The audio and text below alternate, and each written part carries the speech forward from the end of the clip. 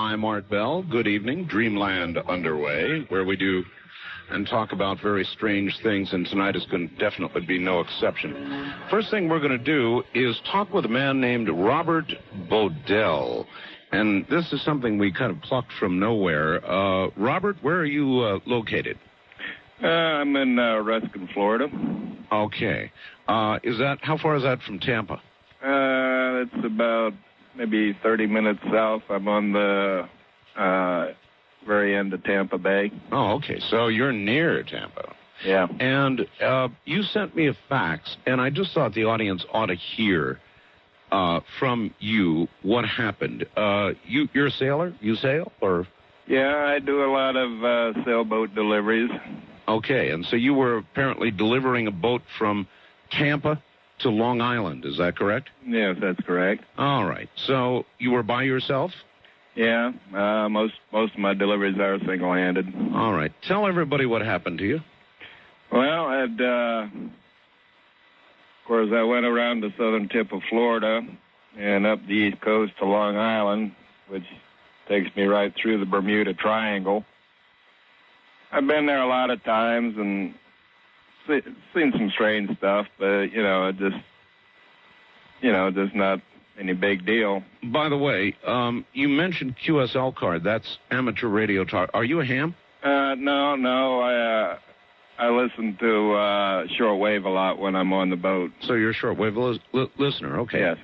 Then I understand why you made reference. All right. So what happened? You say you've been through the Bermuda Triangle many times. Weird things have occurred? Yeah. See the compass cards start to spin and strange hazes. Those things really happen? Yeah, I guess. They did to me. They did to you. Yeah. All right, but that is not what this is all about. I mean, you said in your fax or your email, that's almost ho-hum. I mean, that things go wrong in the triangle. Yeah. So what did happen? When I got to New York, my logbook was off 3 days. I'd lost 3 days in it. Are you sure that you did not simply start in the wrong place in your logbook? No. Well, the first thing I did was to call back here to Florida to my mother and check with her on the day that I left, and that jibed.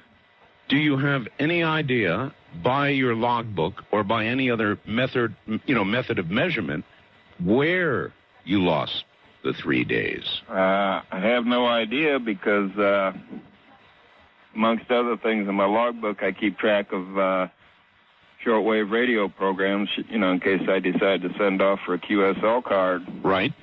And the book includes the date, the time, which I keep by WWV, National Bureau of Standards. Right.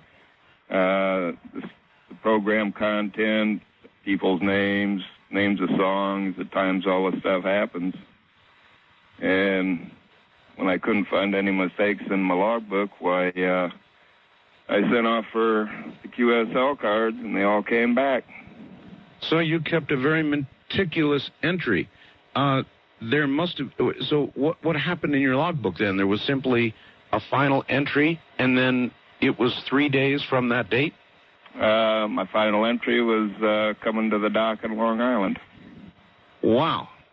Do you have... Was there anything at all that you can recall that occurred before this or during the trip that was particularly unusual? I mean, for example, you went through the Bermuda Triangle. Did you get the normal compass spinning business or haze or anything like that on that trip? Well, there was one stretch there for about 3 or 4 hours that I just felt strange. You just felt strange? Yeah. In all the time, how long ago did that occur now? This has been probably, I'd say about 10, 12 years ago. 10 or 12 years ago. And in all the time since then, nothing has occurred to you further to explain how you lost 3 days? No. It's a total mystery. A total mystery. Well, Bob, I want to thank you because it kind of leads into where we're going. Mysterious things seem to happen down around the Tampa area and on up into the Bermuda Triangle. And I guess you have nothing to offer in terms of what you think it might be. No, not at all. In fact, I had heard about the Bermuda Triangle and all that, and sailing through it. And, some of the strange stuff started happening, in the beginning, so I started looking into it, and I've never found any explanation for anything. Well, I really, really, really appreciate it, Bob, and I know that you took a little time off work to be able to tell us this, and I appreciate your coming on the program. Okay, well, I appreciate your having me. It's been a pleasure. Take care, Bob. That's just a regular guy, folks. He sent me some email, and he maintained an absolutely meticulous log on a trip from Tampa up to New York, and 3 days went away. 3 days. Now, this is not the only kind of thing that goes on there. In a moment, you'll hear a lot more about the Tampa area, because coming up, Captain Bill Miller, he's a United States Coast Guard licensed captain, has authored a book called The Tampa Triangle, and that's where we're going next. Are you overweight? Would you like to lose? Called The Tampa Triangle. And from the St. Petersburg Times, I'm going to read a little bit of an article entitled Tales of the Unexplainable.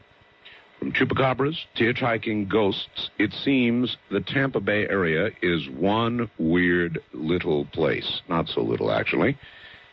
And it begins, imagine Rod Serling is standing before you. His hands clasped in front of him, his eyebrow cocked, he speaks. Consider, if you will, a series of extremely bizarre events. Taken individually, they're noteworthy, but not especially alarming. A woman bursts into flames while sitting in her living room. Fishing boats disappear without a trace from the Gulf of Mexico. A young blonde woman is repeatedly seen to be hitchhiking on the Sunshine Highway, make that Skyway Bridge, but she too keeps disappearing. A Nazi submarine sinks in the Gulf of Mexico during World War II, and more than 50 years later, people still refuse to even talk about it. And then, of course, the chupacabra sightings, the ghost sightings at the Don Cesar Resort and Haslam's bookstore, and the people who swear they've had a close encounter with old Hitler, a hammerhead shark the size of, get this, a Ford Explorer that originally patrols the bay. These events did not occur in various cities across the country. No, they all occurred in the same place, Tampa Bay, Florida.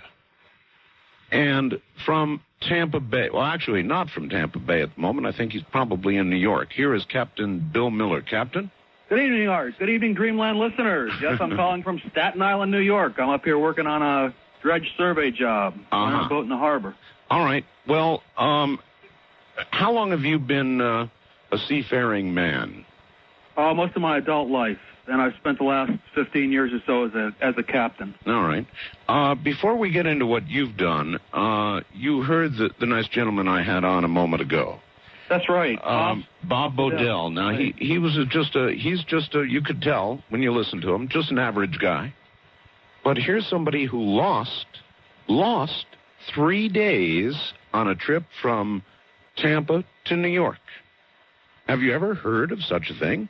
Yes, and Bob is an excellent example of a professional boat captain. He keeps meticulous log entries. He's paying attention to what's going on. He's not easily flapped. And yet, here the man's, and he's made this trip several times, all of a sudden he's missing 3 days. And he's a good example of what is known as the missing time phenomena. And I think frequently that's been attributed to UFO abductees.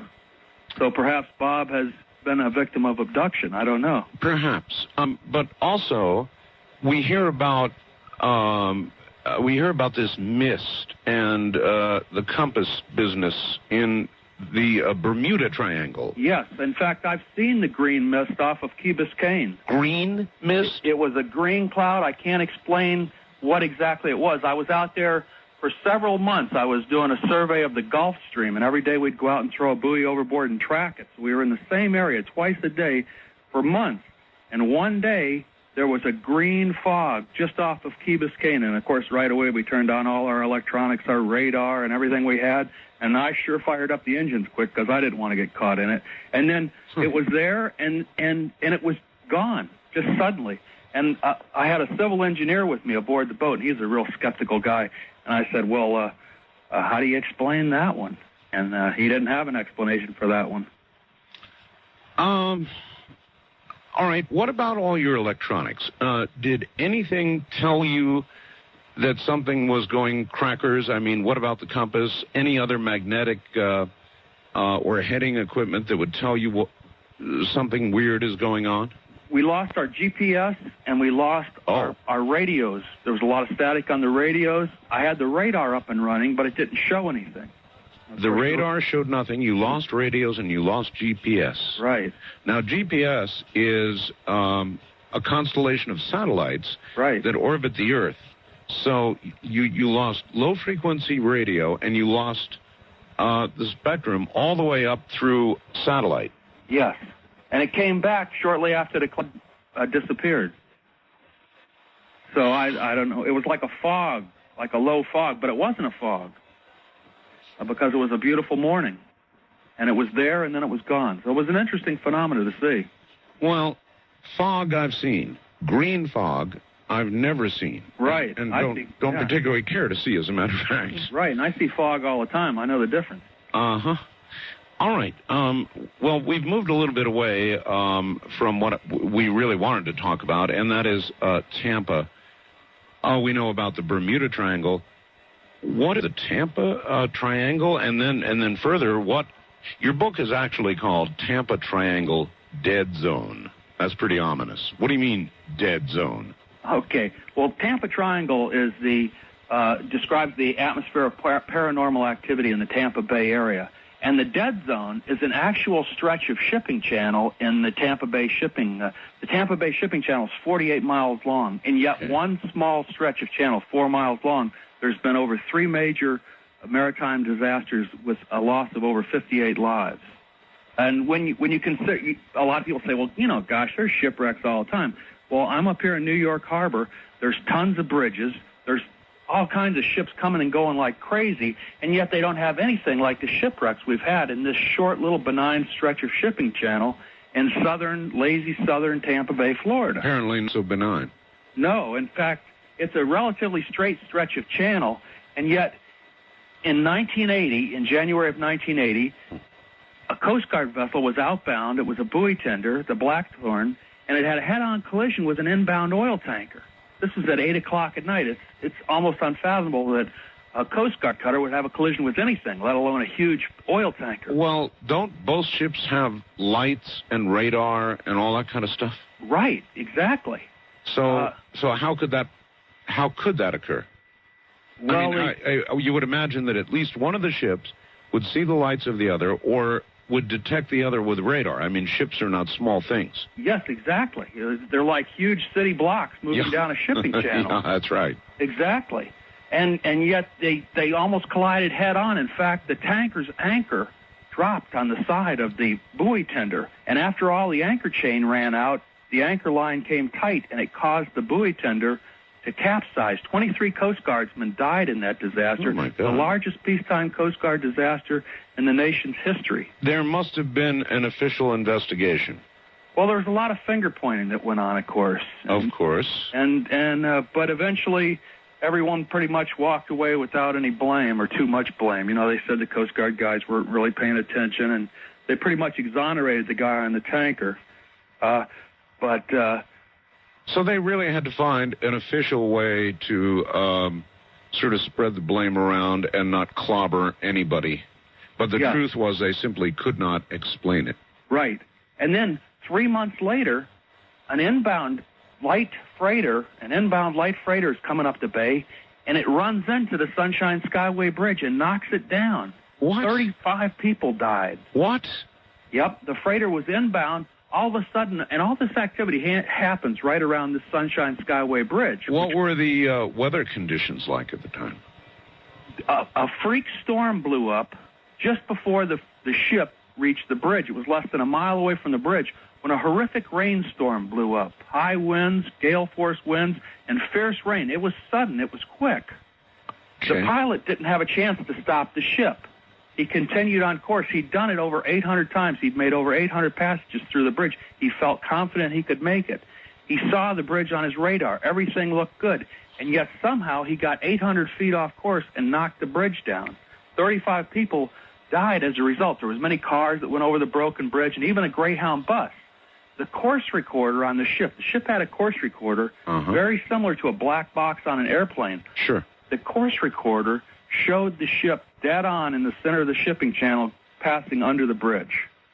Good Lord. Well, again, there had to have been, as there is with every maritime disaster, there had to have been an investigation. They exonerated the pilot of the ship.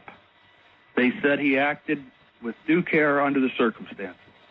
So he was exonerated. An interesting sidebar on that shipping disaster story is the ghost of the Greyhound bus. A Greyhound bus went over that bridge that morning. Yes. And 25 passengers aboard died along with the bus driver. And many people have... What? The original bridge has been knocked down, and there's now fishing piers there, and they built a nice big new bridge. Wait. You mean they died because they plunged into the water?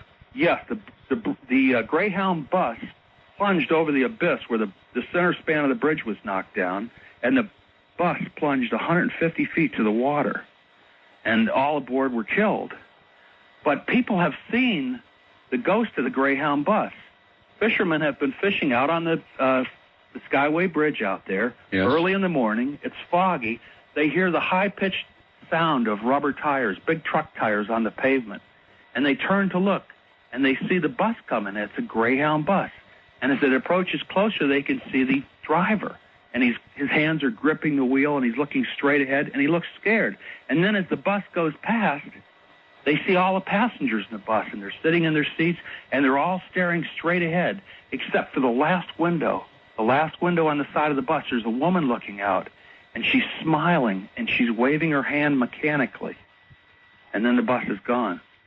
And you can't imagine how that freaks me out. It launches me into a discussion about what a ghost is. We all imagine we have a soul, and that when we die, it moves somewhere else, hopefully in an up direction. But I hear stories like this, and it sounds like a place of the damned, having to relive some horrible, horrible end again and again and again. We have a local psychic named Caroline Hart. She's a wonderful woman, and she's worked with several of the families of passengers who were aboard the bus that morning. And she says, a quote from her is that, Caroline Hart says, in regards to the visuals that the fishermen are getting about the bus load of people looking straight ahead, it may be the collective consciousness of those spirits that are still trapped in the energy field of the bus. It creates a visual scene based upon the awareness of impending disaster, which is held on to by the spirits of those that went into the water. But it doesn't answer the question about whether the immortal souls of these poor people are really trapped doing this again and again, or whether it's some kind of weird echo left from a tragedy. It's a question I've been trying to answer about ghosts and poltergeists and those sorts of apparitions, which seem damned to go through the same thing again and again and again. And I can only hope that it is not really the soul of these people, but some sort of... I don't know. I wish I did know. Some sort of echo. Do you have a theory? Either way. It's a good question. Yeah, it's an important question. particularly if you're the family of one of those people, or I suppose one of those people. All right, Captain Miller, stand by. We'll be back to you. Welcome back. Thank you. Again, let's stick on the subject of ghosts for a few moments, because this has been driving me absolutely crazy. It's frankly one of the reasons that I do this program. In other words, we look into life after death in lots of different ways. And one of them, obviously, has got to be ghosts. If you can prove there are ghosts, then I think that you prove that there is an existence beyond the physical. So it's very, very, very important. And there are other examples down within the Tampa Triangle of ghost activity, aren't there? Yes, sir. In fact, right on the Sunshine Skyway Bridge, the same place where the ghost of the Greyhound bus is frequently seen, is the ghost of the blonde hitchhiker. Now, in the folklore of ghost literature, there's many instances of hitchhikers that are ghosts.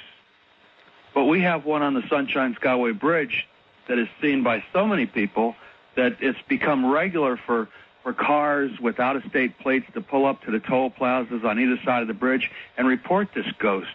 And what they describe is this. They say as they're driving along the road, and usually these are senior citizens or older people or professional people who would normally not stop for a hitchhiker.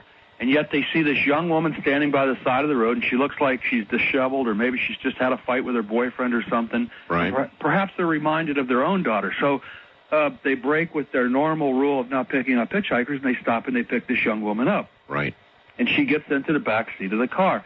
Now, they say that she appears to be dressed in 70s fashion. She has a white peasant blouse and I think a jean skirt and long blonde hair, which appears to be disheveled. And she climbs into the back seat of the car, and they continue forward, and they have conversation with this woman as they crest the bridge, as they're going up the incline to the top of the bridge. And then as they get to the apex of the bridge, the top of the bridge, they hear no noise from the back seat. The woman's not talking, and when they turn around to look, they don't see her, and they think, well, gosh, perhaps she's passed out or something.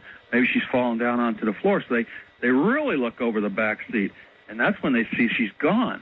Gone. And not there. She's disappeared.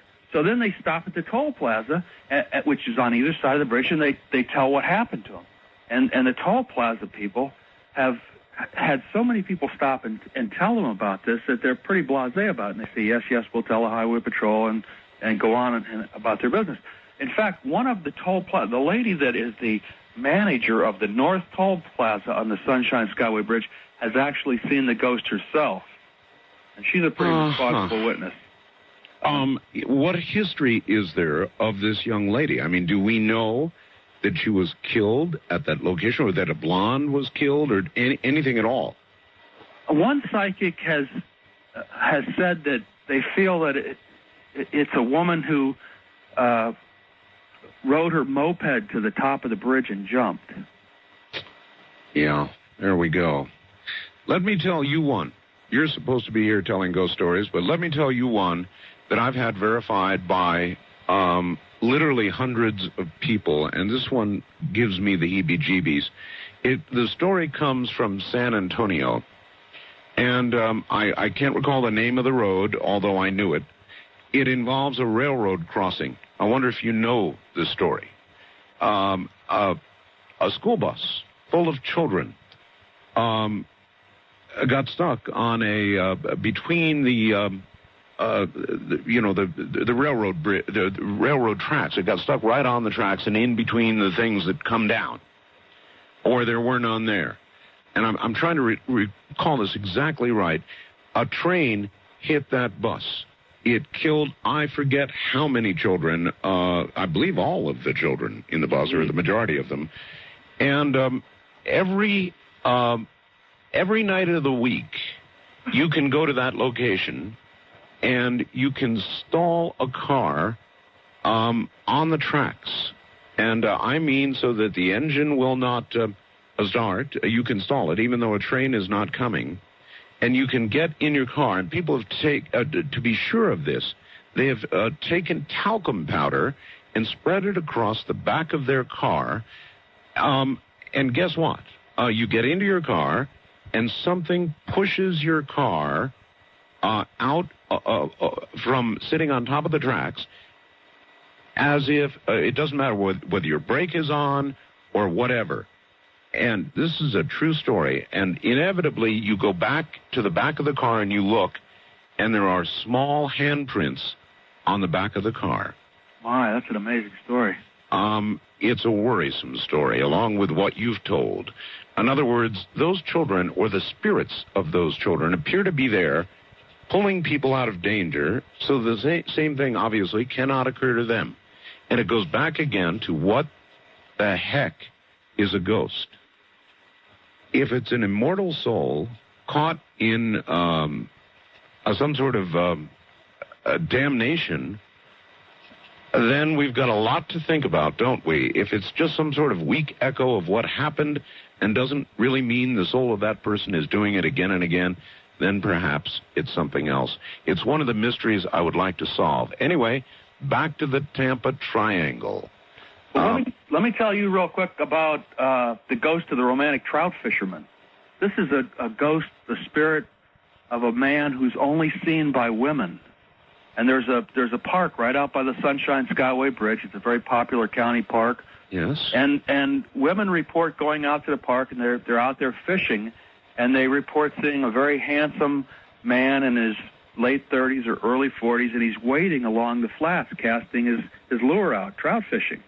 And he gets closer to him, and he's kind of smiling at him and kind of flirting and winking, but he doesn't speak. And when he seems to get closer, they kind of move down the shore, trying to get a little closer, hoping maybe he'll speak to him and they can get something going. And as they get closer, he disappears. And the women have gone to the bait shop and talked about this and mentioned it to the bait shop clerk. And the bait shop clerk says, "Oh, you saw Dalton, the ghost of the romantic trout fisherman." And he's only seen by women. Only by women. All right, we did a show once, an entire program, on spontaneous human combustion. Right. It is a very strange topic, Captain. As a matter of fact, I've got some photographs of one doctor, for example, who burned up. They're very gory up on my website, and all that you see is this spot. He was in the bathroom doing his thing at the moment that he burned, and all that's left is his leg and the charred remains of a very incredibly intense fire that occurred locally. Didn't even set the house on fire. Charred it, in fact, burned right through the floor, but didn't set any of the rest of the house on fire, but burned him up completely with the exception of one leg. Pretty horrible, but it's a real photograph. And I understand there was a combustion incident in the Tampa Triangle, wasn't there? That's right. Perhaps one of the most studied scientifically instances of spontaneous human combustion did occur right here in St. Petersburg, Florida, in the heart of the Tampa Triangle. It was the case of Mary Harder Reeser. And, what you're saying is right. It just takes incredible heat to consume a body. Funeral directors say that to cremate a human body, it takes temperatures of at least 2,500 to 3,000 degrees Fahrenheit for several hours. Yep. To reduce the body. And even then they have to put the bones and the leftover parts into like a big dryer that's got steel balls, and it pulverizes everything. It's called a cremulator. So to get a human being to dust requires what you just described. Yeah, incredible heat. And yet, in these cases of spontaneous human combustion, the thing that's most baffling is that very flammable objects right next to the person are maybe covered with a little soot or grimy with that's right. smoke, but they don't go up in flames. And we're talking about curtains and drapery and, simple things that would go up in a heartbeat. I know. So the implication is it really is internal, or it begins internally in the human body. What about this particular case? What happened? Well, Mary Reeser was a widow. Her husband was a doctor. And when he died, she moved down to St. Petersburg, Florida, to live near her son, who was also a doctor. Sure. And she was sitting. In fact, this happened right around the corner from my sister's house. This happened in the early 50s. She was sitting in her easy chair and just went up in smoke. And the amazing thing was that there wasn't a lot of smoke that came out of the apartment or anything. None of the furnishings were damaged, and all that was left was her foot. Everything else was... What? All that was left with her, when the firemen came in, her landlord did smell smoke in the morning, finally. But it wasn't like it was. In fact, the landlord thought that the insulation on the irrigation pump had overheated or, had burned through. And so it wasn't a major smoke that she was smelling. And so when they finally opened the door to Mary Harder Reeser's apartment and went inside, they found this burned easy chair and a foot and nothing more. Sounds exactly like what I described to you. Yes, it God. Did. Firemen say, that if somebody, they go to a lot of places where people have died from smoking in bed or whatever. Sure. And they talk about this one fire captain said, well, it's kind of like meat that's been burned on the barbecue grill or something. It's burned, but it's not consumed totally to ash. It's just... Actually, I think it's impossible. In other words, without there being something else at work here, I think it's just absolutely impossible. What percentage of the human body is water? Right. I mean, tremendous. A whole bunch. Most of us, we're made up of water. Right. We're not flammable, particularly. So it's just flat impossible. Do you have any ideas? I mean, I thought I would ask you what you think could do that. Well, the FBI came in and examined the case, and their finding was that it was unusual and improbable. They determined that no known chemical agents were involved. It wasn't smoking. Unusual and improbable. Is that the actual? That's the actual finding from the FBI, which is kind of like double talk for we don't know what's going on. Yeah, exactly. And that also occurred in that same triangle area. Yes, sir. Now, it's incumbent on me as we discuss these stories to ask you, how do you document that things are occurring in a specific area at a more frequent rate, internal human combustion, ships plowing into bridges or into each other, more so than down in the Florida Keys or up there in New York where you are right now? How do you come to the conclusion that you've got a special area? Well, that's a real good point. A lot of people say, well, geez, it's just a shipwreck or something like that. And then, of course, you look at New York Harbor where there's tons of shipping, and they have relatively few shipwrecks or only fender benders. And yet, in this one small stretch of channel, we've had 3 major maritime disasters. And as I started looking at those 3, in fact, that's how I started writing the book, or writing the story, was about how things happen in threes. And as I started researching it in the library, I started turning over all these other unusual maritime events that took place in the dead zone. And for years, people that I've worked with on the waterfront have called that the dead zone, and that's because their radars fail or their electric steering goes out or their hydraulic steering. They have all kinds of unusual malfunctions right in this relatively small stretch of channel. And this is after crossing oceans and everything. Mm-hmm. So what I tried to do was document it, and I footnoted everything that I found with the source, of course, and everything. Okay, but it's not specific to the water, is it? In other words, it seems specific to the area, both land and water, above the water, on the land, in the water. Yes, in fact, just this past Christmas, a week before Christmas, an apparition of the Virgin Mary appeared on a glass building in Clearwater, Florida. Really? It was a huge, you know what? Image of the Virgin Mary. I think that I may have heard about that. I think the Associated Press or somebody did a story on that. It was a big story. Uh-huh. The image of the Virgin Mary appeared on this glass building, the glass face of the building, and nobody could explain it. And of course, the skeptics right away said, "Oh, it's well water on the glass." Except that this image was 3 or 4 stories high, and just by chance, they had a convention of glass scientists from Pittsburgh Plate Glass, and these are the top guys in the industry. So the local newspaper loaded all these scientists onto the bus and brought them over to the Virgin Mary, naturally, to see what they said, and they couldn't explain it.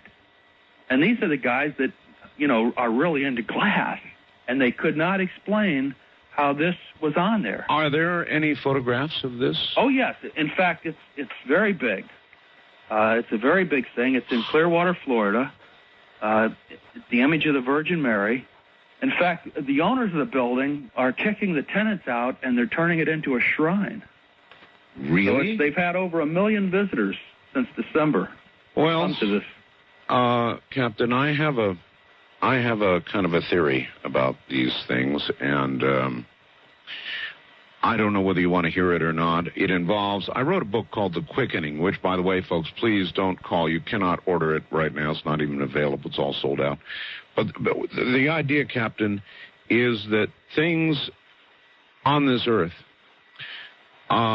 human behavior, social human behavior, the way we're treating each other, our economy, our ecology, the environment, in other words, everything, the weather, you name it, everything is getting faster. Everything is speeding up at an exponential rate, and we're headed toward an event. And as we get closer to this event, things like apparitions, Marian apparitions, and that sort of thing are increasing, and they definitely are. And that's my theory about that. I believe we're being given a message of some kind. I'm not exactly sure what or what we're being told, but I suspect it has something to do with straightening out our act or else. You have any thoughts? I think you're right on target, Art. Well, I don't know that I want to be on target. I just think that it is going on. And it's particularly going on in the Tampa area. Would you spend time in that dead zone? Well, I sail through it quite frequently as part of my job. But as with most captains, I'm always real glad to get through it and get under the bridge. Captain Robert Trice, a good friend of mine, runs tugboats through there all the time. And he said when he passes through that bridge, he says the wheelhouse gets cold and clammy. He said he can almost feel the souls of the dead reaching up from the waters. He said it's a really eerie feeling. All right. Captain, hold tight. We'll get back to you in a moment. You almost feel the souls of the dead. Here we go again. And, Captain, I've had several faxes already. One says, wasn't there a green fog at the Philadelphia experiment? Makes you wonder if it couldn't be somehow related from Sally in Washington State. And Sally is exactly right. There was a green fog reported when they did the Philadelphia experiment, Captain. Had you heard that? Yes, great comment. And one other that I want to read for you, Captain. You'll enjoy this. Maybe you even know about it. Hi, Art. I thought your guest, Captain Miller, should know about a very strange marine incident that occurred not far from where he's located on Staten Island, Friday, September 15th, 1995. Listen now, folks. The passengers aboard a Staten Island ferry boat were astonished to witness a huge object just to the left of their ferry as it was coursing to the south toward Staten Island. The object apparently simply rose out of the water between the ferry and Governor's Island. It paced the ferry for about 8 to 10 minutes and then simply disappeared from view. All the witnesses reported that the water was, quote, boiling, unquote, underneath the object. It was as tall as a 6 to 8 story building. It was even seen by police on the shore, and the 911 facilities in New York City received multiple calls from other individuals who also saw it. Further, a videotape about the incident has been produced and aired in the New York area. I've got a copy of it. Very interesting. I've talked to many of the individuals who were aboard the ferry who witnessed the object, and their stories are spine-chilling, very sincere. Thought you might like to know that the captain is sitting very close to the site of that event. Have you ever heard of that, Captain? No, but that's an exciting story, and I was on the Staten Island ferry today. That's really a great story. Governor's Island is, of course, the Coast Guard base here, too. Yes, indeed. But, boy, that's a terrific story. That's right where I'm working. And that comes from the National UFO Reporting Center. It was just faxed to me, and I would love to get a copy of that videotape, Captain. So I guess strange things occur at sea. Oh, boy, I'll tell you. And, you talked about the Magellan GPS. Oh, excellent unit. It sets the standard for excellence in the GPS navigation industry. They're wonderful units. I know it, and we can't keep them. Yep. We can't keep them. They sell out, and then they're so sold out that about every 6 months we get a shipment, and they go. Just top of the line. They're great. They're great units. Real quick. Remember we were talking about Mary Harder Reeser, yes, the lady who spontaneously human combusted. Yes. Well, her spirit came back. Her son, who was the doctor, reported that family members would encounter her ghost in their home, and they smelled the distinctive odor of her perfume, and it was particularly found powerful in the guest room, which was entirely furnished with her furniture from her home in Pennsylvania. The Reeser's dog, Wriggles, refused to enter the guest room where the mother's furniture was kept. Dr. Reeser said that after they sold the furniture, the spirit left with the furniture. And he said it wasn't the house that was haunted, it was Mother Reeser's furniture. Maybe she just loved it too much, Dr. Reeser said. And that's from a medical doctor who has encountered his mother's ghost. Well, that was kind of fun.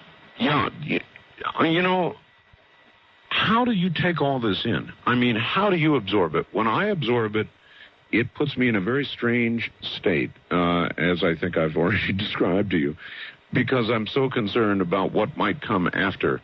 How do you assimilate all this information? I mean, you hear about all these things, you write about all these things.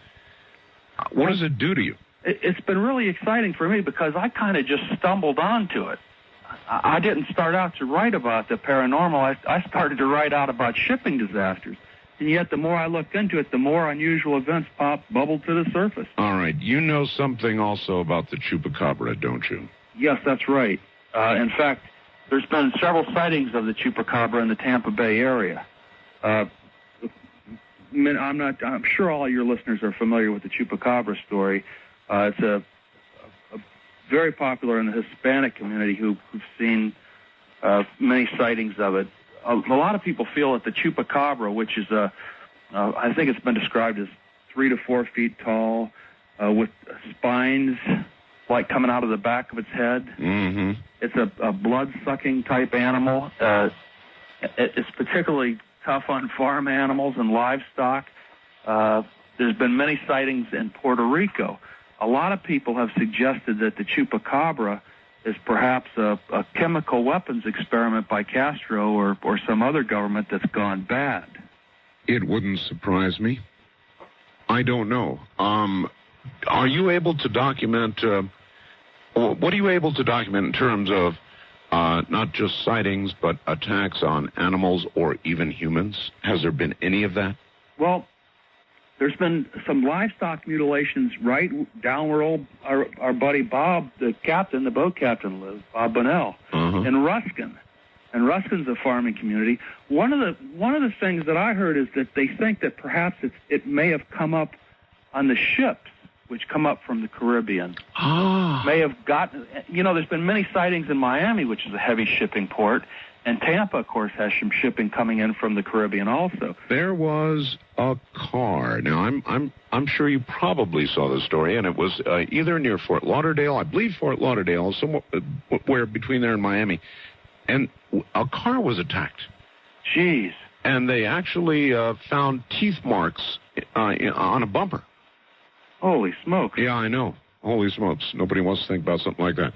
All right, listen, I would like to begin taking some calls, Captain, but if there's anything else you want to get in as we go, you just feel free to drop it in, all right? Okay, great. All right, let's see what we can do. East of the Rockies, you're on the air with Captain Bob Miller. Hi. Hello, Art. Yes, sir.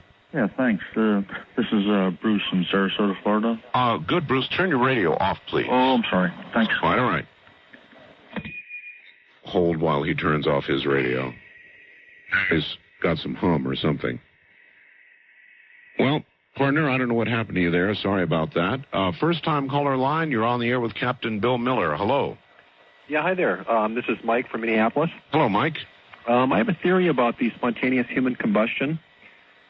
And if you remember some discussions Art had with Mark Taylor Canfield Yes. about the thing called sonoluminescence. This is Art you're talking Oh, Art. Hi, Art. If you remember your discussion with Mark Taylor Canfield about sonoluminescence, Yes. where sound waves were propagated through liquid, which caused, within 1/100th of a second, to the liquid to heat within 10,000 degrees. If for some reason sound waves could start a chain reaction in a human, it could superheat the blood, which could heat to that 10,000 degrees.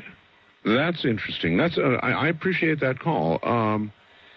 I guess that's as good an explanation as any, but not good enough. In other words, I still, in my wildest dreams, cannot imagine what something made mainly of water can suddenly just burn to a cinder, leaving everything around it basically untouched. It's wild. Speaking of wild card line, you're on the air with Captain Miller. Hello.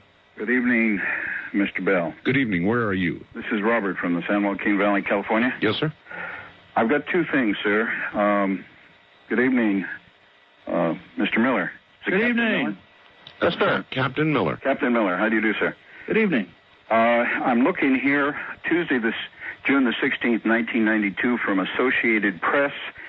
This pertains to the submarine that you mentioned that disappeared.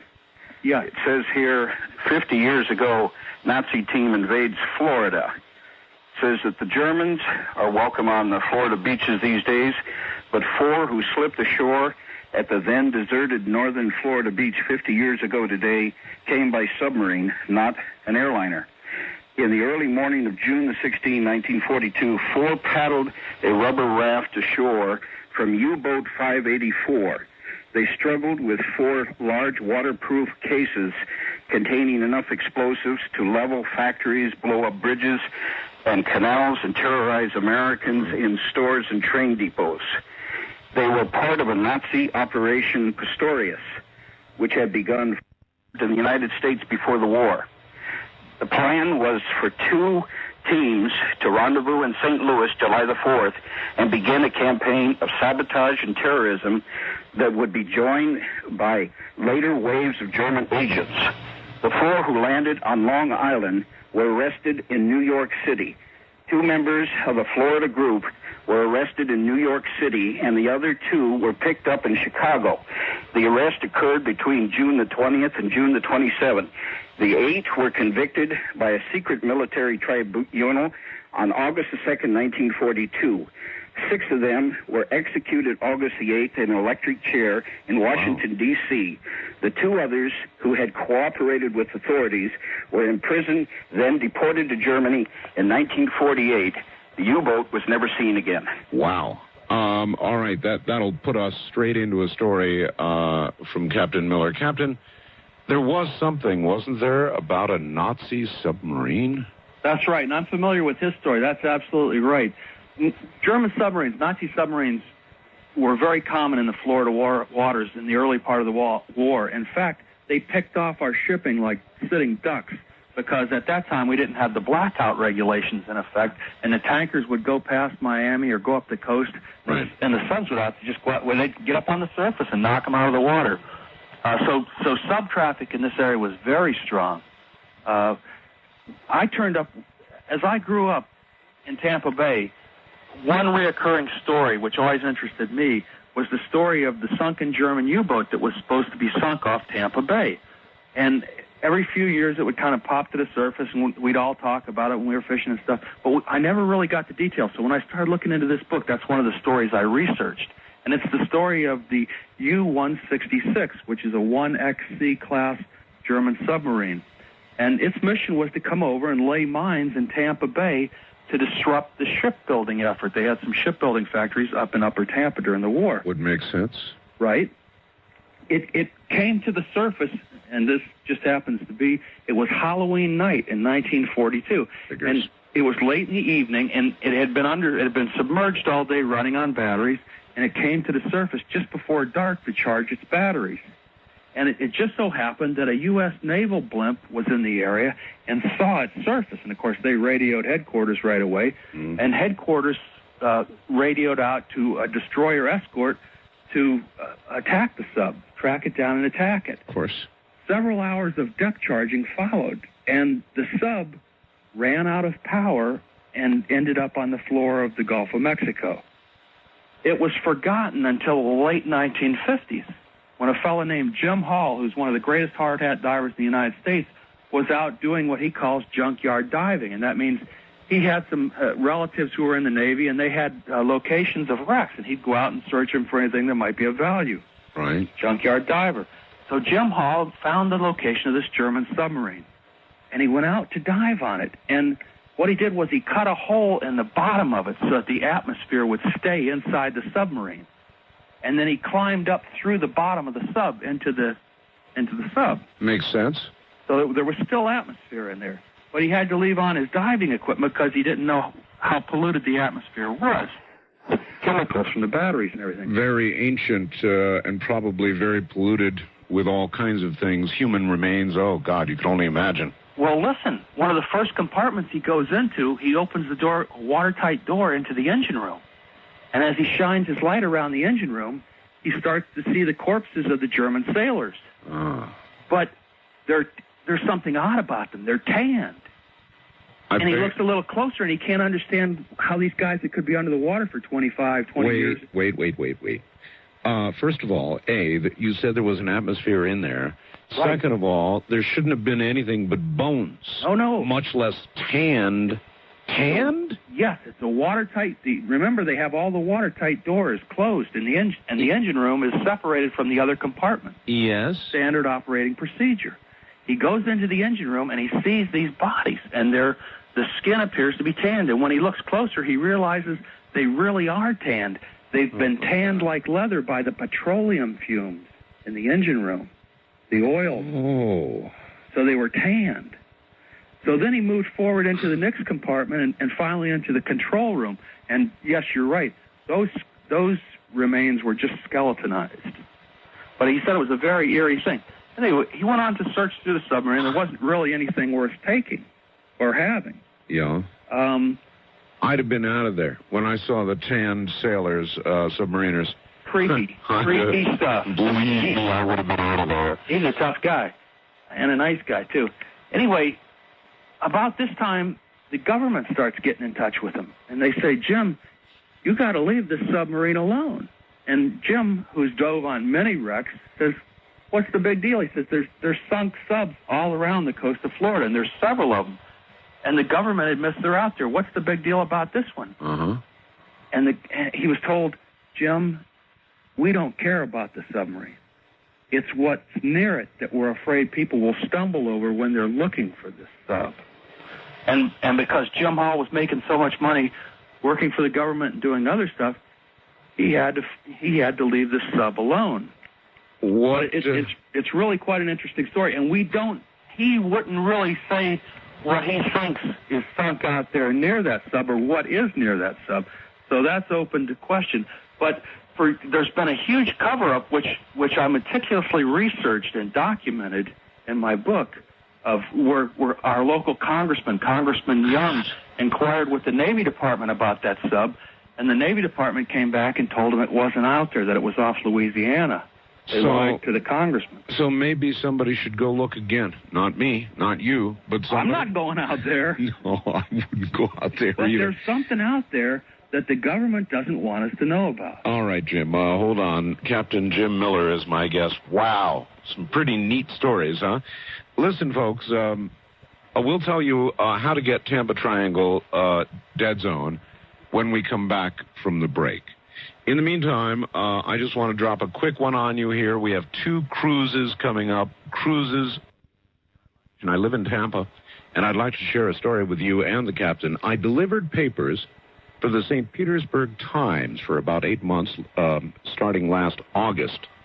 My paper route encompassed an area northeast of Tampa called Odessa that's sparsely populated in some areas and completely devoid of streetlights except for the occasional house light in the distance.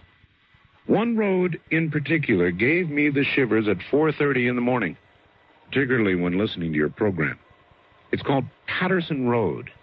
It's not only dark, but it winds with several 90-degree turns that can catch an unsuspecting driver by surprise. It's not very uncommon to find cars along the road twisted around trees at these dangerous turns. Well, when I began this route, a fellow delivery person who recently gave up the route asked me about a female jogger that she would see every night along Patterson Road. She told me that she almost hit her every time, since she would just appear out of nowhere. I didn't think anything of it until my wife filled in for me about a month after I began in passing. She told me about a jogger that she almost hit while she was driving on Patterson Road the next night. I drove very slowly to try to find the jogger, to no avail. Again, I simply forgot about it, the jogger, until my wife subbed for me again and told me about the incident again. I thought hard about it, and I came to the conclusion that I was taking a different route, and therefore I'd drive down Patterson about half an hour earlier than my wife would. I decided to take her route one night and arrive at Patterson Road at exactly the time she normally would. Well, that night I found the jogger appearing instantly as my wife had described, and I was shocked when I saw her, needless to say. After I passed her, I decided to turn around and go back to investigate further. I had my suspicions about this mysterious jogger, and guess what? As I headed back, the jogger disappeared just as she had appeared. Perhaps the captain has heard of this ghost, and if so, could he elaborate at all? That's from James in Tampa. Captain? Well, it gives me chills. I haven't heard about that particular ghost, but it's certainly a good story, an interesting story, and a spirit that's being seen by several people, too. And it's right down there in the middle of your triangle. The Tampa Triangle dead zone. Where do people get this book, Captain? Well, you can order through our 800 number. It's 1-800-929-7447. 7447. 1-800-929-7447. We've got a website, but it's not as good as yours, Art. Well, no, that's quite all right. What is your website? Our website is www.artquarter, one word, artquarter,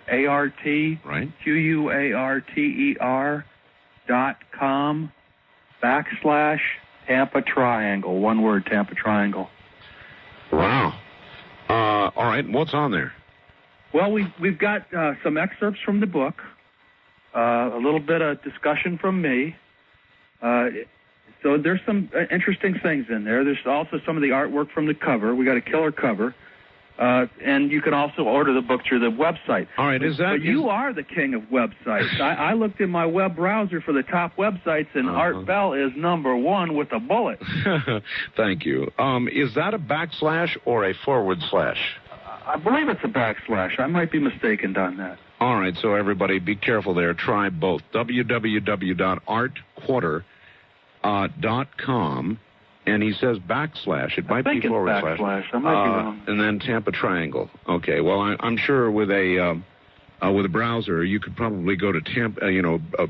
Just enter Tampa Triangle, and I bet you'd get it. Hopefully. All right. Hopefully, maybe we could get linked up with you. Well, had I known earlier about your website, you would have been. Okay. All right. West of the Rockies, you're on the air with Captain Bill Miller. Hi. Well, good evening, gentlemen. Good evening. Yes, Captain Miller, you talk about this fog off of Tampa Bay, correct?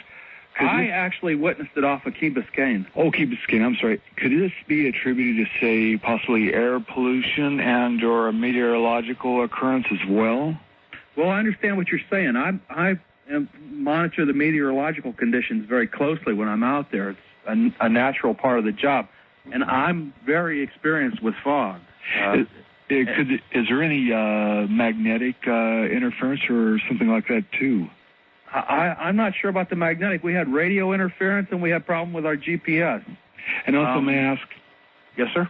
I'm sorry. Since you're an agent of the government, don't they frown upon your book? I mean, no offense. It seems No, to be... sir, I'm licensed. I'm licensed by the United States Coast Guard. I have, just like you get a driver's license from your state. All right, that doesn't make him an agent of the government. Well, I'm an emergency seaman. But I thought being in the government or involved in the government per se, that they would frown upon a book like this. In fact, I can't. A lot of my friends on the water have said, "Boy, we can't wait till your license goes up for renewal. You're going to have some fun." Well, I see. Well, wait till the Coast Guard deals with you. Yeah. I'm looking forward to your book then. All right. He might be right. I mean, he really might be right. Somebody could take offense to this, and even though you're not an agent of the government, you certainly are licensed by the government. First-time caller line, you're on the air with Captain Bill Miller. Hi. Hi, Captain Miller. I have a satellite question. I'm calling from Sonoma County in California. My name is Bruce. Good evening, Bruce. So how you doing? Terrific. Now, I got this, there's a guy, PhD, named David Allen Lewis. He wrote a book called UFO. Now, he started independent research. He's an archaeologist when Operation Blue Book started doing its research, the Air Force. But he relates one story in his book, and it talks about an unmanned orbiter that the Russians, the USSR, sent up. It orbited Mars. And he said on the Malta Peace Accords between Gorbachev and President Bush, number 2 on the agenda was UFO discussions, and the Soviet Union was bringing to the table information that they had made contact on Mars. Their unmanned orbiter somehow was contacted by alien life forms, and after the message was transmitted, the whole system was shut down on their satellite, and they lost communication with the satellite, but they did receive the communication they were supposed to deliver. Have you ever heard anything so extraordinary? Well, it doesn't surprise me, and recently there was talk about sending a mission up to explore one of the frozen oceans on one of the moons of Mars, I think it was, up there. And all of a sudden that got squashed real quick. I mean, they shut that down. I thought it was a great idea. Actually, it was Europa. Europa, right. That's right, a moon of Jupiter. Jupiter. All right, here's another one for you, Captain. You're just not going to believe the quality of some of what we're getting in here. Dear Art and Captain Miller, my name is, and I'm going to eliminate it, and I'm a pilot for a major airline. Having been interested in aviation all my life, I have, over the years, compiled a nice aviation library. Most professional pilots, like myself, particularly enjoy reading the technical information like model development, test pilot reports, and so forth. While reading The Spirit of St. Louis by Charles Lindbergh, I came across something rather interesting in the log of the Spirit. After Lindbergh completed his historic Atlantic crossing, he and his airplane went on an extended tour of the U.S. and neighboring countries. The entire log of the Spirit of St. Louis is contained in the appendix of the book, and the entry for February 13th is as follows. February 13th, Havana to Lambert Field, St. Louis, Missouri, 15 hours, 35 minutes. Both compasses malfunctioned over the Florida Strait at night. The Earth inductor needle wobbled back and forth. The liquid compass card rotated without stopping.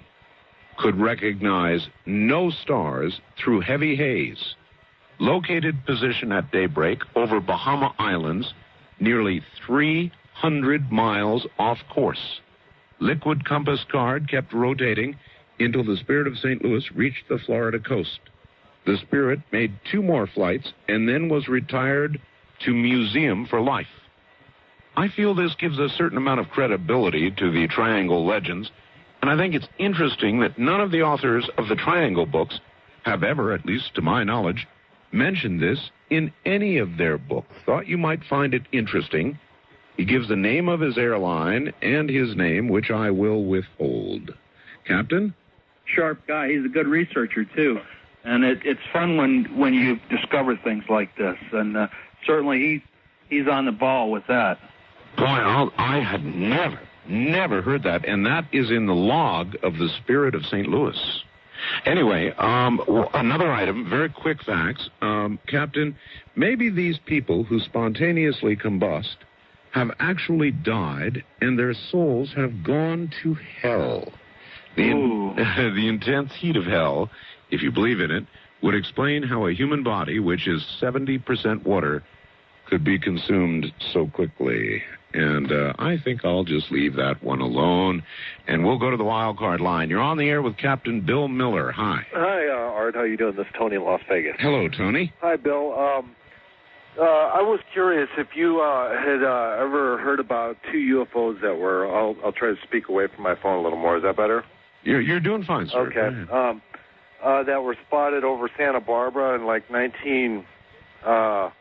believe it was 48 or something like that. Would that be Santa Barbara in Florida? No, California. No, he wouldn't know about that, my friend. He's here talking about Florida. Hello? Hello? Hello? Oh, yeah, my phone's cutting out. Oh, is it? Well, we're talking about Florida, and you're talking about Santa Barbara. I do have a question about Florida. If he thinks that there's a time rift associated with the cloud that the Gulf Breeze sightings were sighted from. Uh-huh. Okay, that's worth asking about. You, of course, know about Gulf Breeze. Oh, sure. And what an exciting place that is, too, right now. An exciting place to be. Where is Gulf Breeze with reference to Tampa, or is it just all of Florida that's weird? Well, when you look at Florida, Gulf Breeze is up in the curve as you head towards Louisiana and Mississippi. It's up in that curved part of Florida, up in the Panhandle on the top up there. Tampa, of course, is further south, and it's on the west coast. It's on the Gulf of Mexico side. It's about halfway down the state. It's directly across from Cape Canaveral, Cape Kennedy, and the Bermuda Triangle. Maybe there's something just generally weird about Florida and the water adjacent to it. Who knows? East of the Rockies, you're on the air with Captain Bill Miller. Hi. Hi, Art. I'm Dave from St. Petersburg, Florida. Yes, you've got us all listening. Dave. I used to be a bridge tender back at the time when the boat that he was talking about that crashed into the... Oh, you know about that?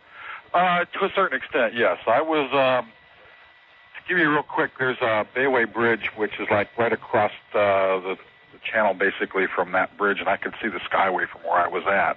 And that particular morning, he was right. It was really strange how the storm came up rather quickly.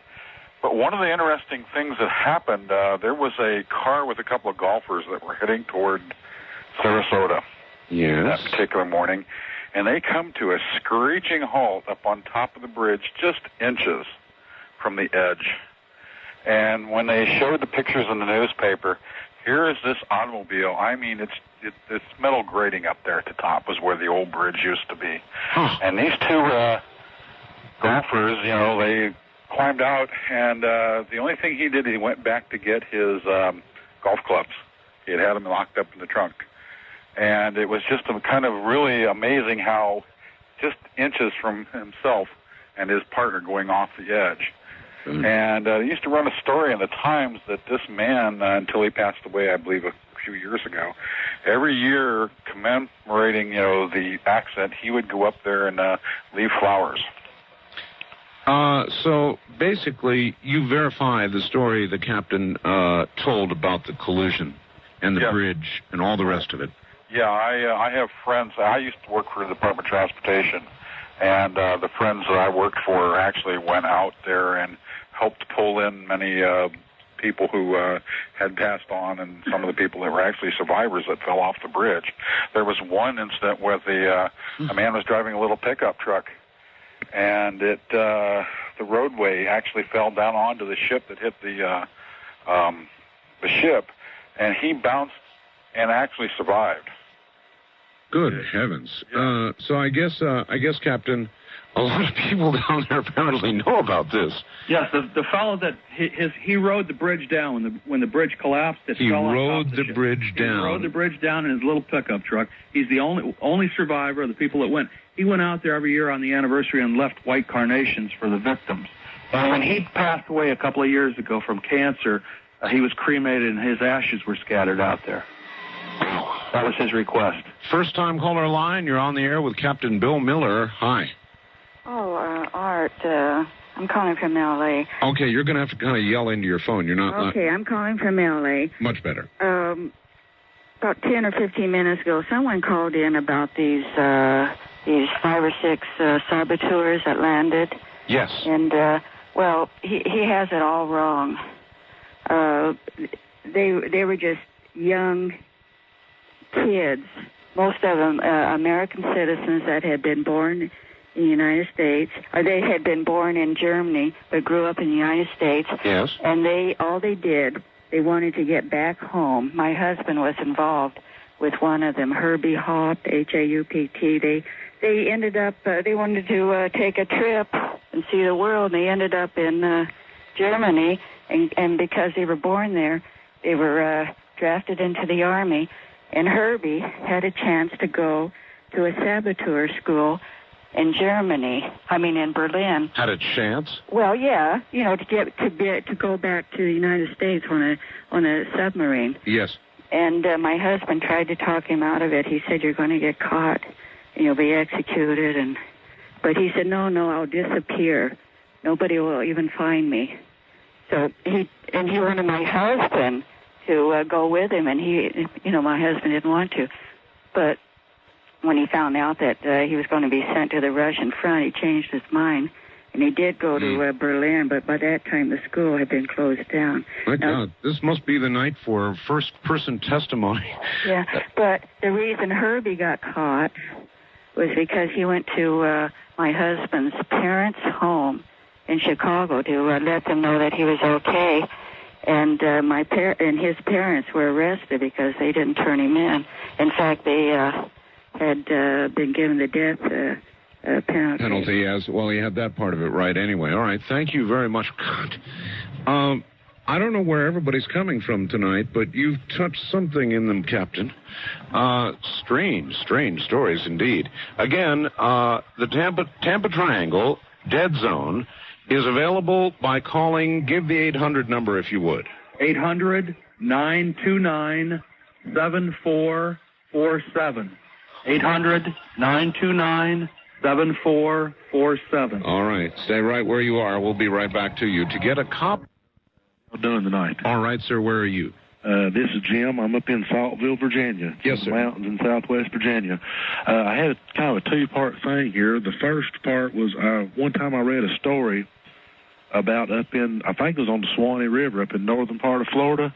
There were some sightings of some giant birds for a short period there, some sort of prehistoric penguin or something. It was really a weird story I read, and I was just wondering if y'all had ever heard about that. Captain?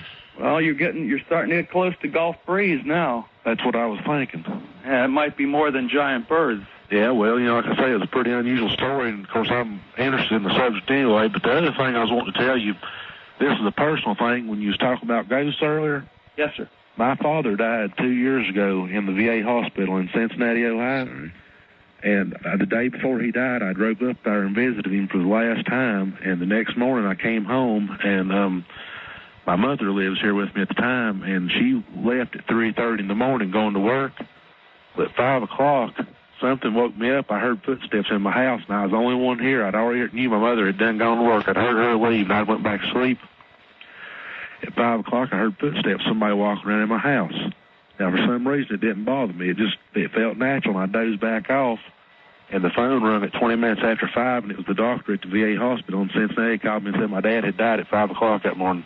Uh-huh. So, I appreciate the story, sir. Thank you. Art. Yes. Let me ask you a question, and because this reminds me of something that I'm looking into now, and that is, does the body lose weight at the time of death if a soul escapes the body? Well, I for many years, Captain, I looked and I looked and I looked and I searched. And there was a rumor of a medical report indicating that, yes, at the instant of death, there was a 3/4 ounce loss of weight to the physical body. And this story remained myth until a physician somehow, out of an obscure medical journal, found a medical study indicating this was exactly so and proved it in a medical study. And I posted that up on my website. Now, I'm sure it's still there somewhere. And I suppose if you go to the website and enter keyword soul or something like that, you might be able to find it. But the answer is, in one big medical study, yes, 3/4 of an ounce at the instant of death. And they go into all kinds of gory details about gases and things escaping the body, and they were very careful to scientifically be sure that none of that, which is what everybody always tries to say, had anything to do with it. So you tell me, Wonderful, yes. Wild Card Line, you're on the air with Captain Bill Miller. Hi. Yeah, this is Brad from St. Edward. Yes, sir. Yeah, guess what?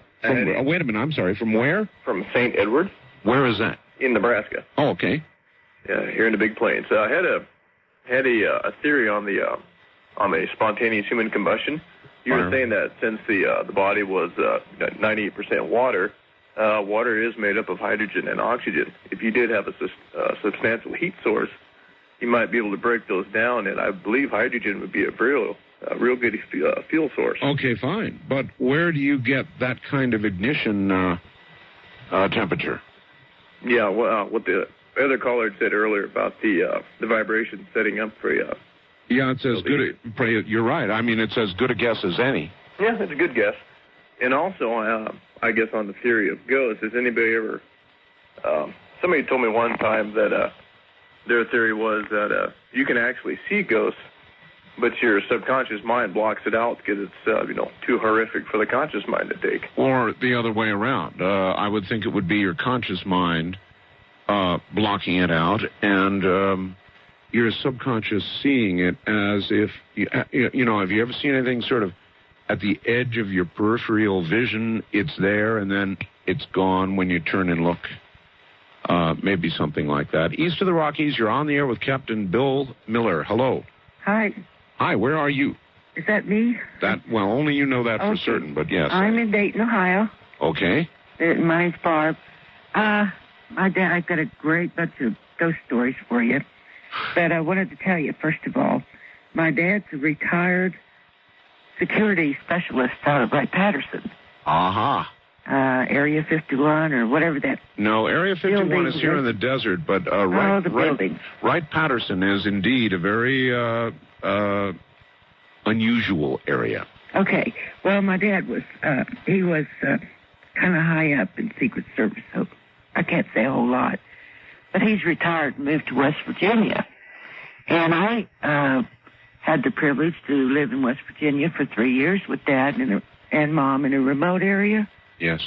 And I can't begin to tell you the strange goings-on out there. Well, you can begin. Well... give me an idea. Well, I stayed in a trailer, and Mom and Dad lived in the house. The house is haunted, okay? I won't stay there by myself. No, not okay. I mean, haunted how? It is, we hear footsteps at night. I've seen black shadows, and the girl that stayed there, she's seen 3 women at the back door, and she went out and they were gone. That would do it. We hear all kinds of things like doors opening. I mean, it's really. I'd be more than happy to give you a key to the trailer. And you go out there and stay a week. All right, thank you. No, thank you. Actually, Captain Miller, I was once very close. I was very interested in investigating ghosts. And I actually had an open offer to my audience. If somebody could actually invite me to a place where I could see a ghost, I was ready to go. I think that I've changed my mind about that. I might still do it, but, I really don't know if I would want to see something like that. Would you? I don't know. It's pretty creepy stuff. There's no doubt about that. I personally haven't seen one, but... No, I didn't ask that. I said, if you had an opportunity to go to a place where you could see one, where things were constantly occurring, would you make the conscious choice to go and see it, or would you think about it and stay away? Oh, I'd go and see it. You'd go and see it? Sure. All right. West of the Rockies, you're on the air with Captain Bill Miller. Hi. Good evening, Mr. Miller. And Art? It's Captain Miller, and just plain Art. Right. Hey, Art. Yeah, this is your fellow Gemini up here in Yuba City, California. Yes, sir. Yeah, I got a quickie little story Captain Miller probably might have heard of. You too should have heard of it. But a quick sidebar on that instant, what do you call it, combustion? Yes. Instant combustion, indeed. Okay, 1982, there was a gunpowder company. They invented something. It was for black powder enthusiasts. It was called golden powder. It was 99% biodegradable ingredients. When it was ignited, it was pure moisture. But since then, they've been bought out, and nobody knows whatever happened to them. Huh. So that got me to thinking, think about it for a second. All right, well, it might be. Spontaneous human combustion is actually the phrase, but it occurs apparently instantly.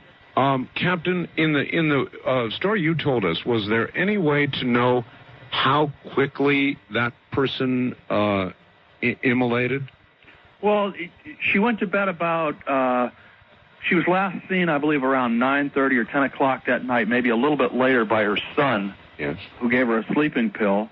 And then she was discovered the next morning around 6:30, I believe, 6:30 in the morning. So, interestingly enough, librarians are one of my favorite sources of information, and there's a librarian in St. Petersburg who told me about a second case of spontaneous human combustion. I looked it up in the files, and sure enough, there was another woman that spontaneously human combusted in St. Petersburg in 1968, the same night that Janis Joplin was ripping up the stage in Tampa and getting arrested for swearing at the cops. This woman spontaneously human combusted. So that was kind of interesting. You're not connecting Janis Joplin to it, are you? Well, they were both setting the town on fire. It's fun when you go back through the microfilm to see the different things. Good to have a sense of humor, too. First-time caller line, you're on the air with Captain Bill Miller. Hi. How you doing, Art, Bill? Oh, fine. Where are you? I'm in Addy, Washington. Okay. I was in high school in a suburb of northern Chicago, Highland Park. Her parents went out of town. My girlfriend and I, the parents are out of town, the cat's away. We woke up 4 o'clock in the morning. I went to the bathroom. At 7 o'clock in the morning, we woke up, and the bed was in the middle of the room. And I said, Tony, what's going on here? She goes, it happens all the time, all kinds of... She lived in one of the oldest houses in that area, which is right along the lake shore. She says, there's all kinds of stuff. She said, we eat dinner, we hear people running up and down. There's only 3 of us in the household. We hear children and noise running up and down the hallway in that house. I'd be out of there so fast. Oh, no, I thought it was neat. All right for you, all you people who love this kind of thing. I'm intrigued by it, but I don't know that I would go and seek it out. I might. Wildcard line, you're on the air with Captain Bill Miller. Hi. Hi, thank you very much, and, good evening to both of you. Good evening. Where are you? Seminole, Florida, and, of course, I'm about 20 minutes from Clearwater. I first have a comment and a question. Sure. First, the Mary picture that's on the finance building in Clearwater. Yes. Is quite realistic when you're actually there in person looking at it. Because, you've been there? You've seen it? Yes. Yeah, of course I had to take the chance. And it's still there right now, actually. It's been there since just before Christmas, I believe. Would you turn your radio off for us, please? Oh, excuse me, just a second, sure. It's quite all right. So that Marian apparition not only was there, but is there, remains there now? Yes. And it looks quite much more human in person, like I said. There are almost features, but it's not really, doesn't have any facial features that are distinct, but it looks much more human in person. Well, you heard, I think, what I said about it earlier. Let me ask you, caller, why do you think we're having so much of this now? What's your best guess? Well, for those who, many messages come, or the messages come in many different forms, I suppose, and that touches a certain segment of the population. And I'm not Catholic, but I consider Mary quite important, and that was something that was pretty interesting to see in person because it's been there for so long, and it really can't be explained away as far as I can tell because it is about 3 stories tall, and now they say that the finance building that it is on is going to be turned into some religious building when they're through with it, when the current documents are done with it. Well, I am not a Catholic. My wife is. But I can feel it I can feel it, and I think most people can too. We're being sent a message, and obviously in that case, it was a big one. Mm-hmm. And my question is, what are the coordinates for or the general coordinates for the Tampa Triangle? Oh, okay. Oh, that's good. Very good question. Captain, can you tell us that roughly what the coordinates are? That's a real good question. I get asked that a lot. I don't think you can put definitive boundaries on the paranormal or on a psychic atmosphere. It's not like a county line or a state line on a road map or something like that. Yeah. But pretty much the area of the most intense paranormal activity seems to be centered right around the Sunshine Skyway Bridge. And it extends up north towards Tarpon Springs and Cedar Key, and then as far south as Charlotte Harbor and Fort Myers. East of the Rockies, actually. You're on the air with Captain Bill Miller. Hi. Hi, Tim from La Crosse. La Crosse, Wisconsin. Yes, sir. Yep. Let me get this radio on. All right. We don't have a lot of time here, so... Okay. I just got a couple comments on spontaneous human combustion. Yes. Spontaneous human combustion in the East, I've heard it to be a yogi trick of death as far as to dematerialize your body. You send all your energy out of your solar plexus, and your body dematerializes. And also an interesting piece I read in a book was this guy who saw this National Geographic show, and he saw the Tibetan monks there steaming off wet towels, ice wet towels, sheets off their bodies using self-heat. So you're saying they were generating that heat? Yeah, and you can generate, you have a cold channel, a hot channel, and a neutral channel, 3 main channels that your energy can flow through. And I guess what they were doing was channeling, obviously, through their hot channel. So. All right, well, I appreciate that. I don't have the slightest idea what could cause a human being to spontaneously combust. It's beyond me totally, and I guess everybody will just have to think what they think. Captain, we're about out of time. Anything you want to say as a final word to everybody out there? Real quickly, one of the most rewarding things about writing this book was a phone call I received the other night from a woman who runs a bookstore. She has 3 sons, the youngest of which suffers from attention deficit disorder. Yes. Here's a woman that owns a bookstore and can't get her youngest son to read. He won't look at books. He won't do anything. She finally gave him a copy of the Tampa Triangle Dead Zone. And away he went. He actually read it. He got an A, a book report, an A on his book report, and it's opened a whole... She said it's turned his life around, and then she started crying. For me, that was very touching. So very a motivational book as well, I guess. So maybe it takes a different book, a little something different than Dick and Jane to get these kids excited and to turn them on. And maybe it does. And if they want Tampa Triangle Dead Zone, they should call 1-800... I'm going to let you finish, Captain. 1-800-929-7447. All right, my friend. I thank you for being here. I'm sorry we have but 3 hours on this program. Probably could have done much more. Captain, we'll have you back sometime. Thank you. You're the best, Art Bell. Take care. That's Captain Bill Miller. If you want a copy of this program, the number is 1-800-917-4278. That's 1-800-917-4278. Tampa Triangle Dead Zone. I'm Art Bell. From the high desert to wherever you are, good night. This has been Dreamland, a program...